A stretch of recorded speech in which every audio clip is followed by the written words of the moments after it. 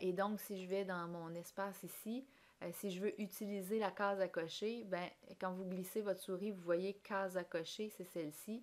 Je vais tout simplement cliquer dessus et la placer dans ma page. Et je vais la renommer parce que je ne veux pas l'appeler case à cocher 3, je vais l'appeler afficher les prévisions.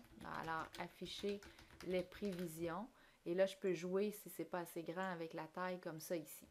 Alors, afficher ou insérer en fait le contrôle de formulaire, c'est très simple. Maintenant, regardons le comportement.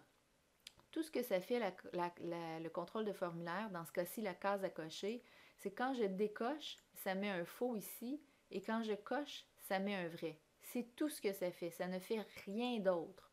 La balance, c'est libre à imagination.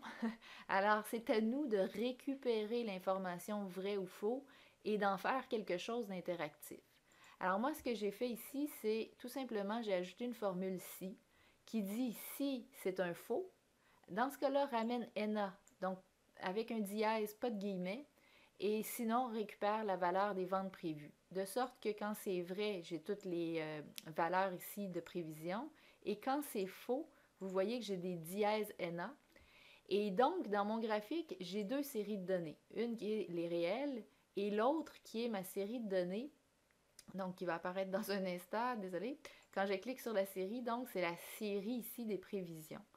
Elle est toujours activée, mais dans le fond, quand je clique ici, ça met faux et les valeurs sont NA. Donc, la courbe existe encore, mais comme il n'y a pas de valeur, on ne la voit pas. Alors, ça donne l'impression qu'on ajoute et qu'on supprime la courbe, mais c'est vraiment nous qui avons fait la mécanique derrière pour que ça donne cette impression-là à l'usager.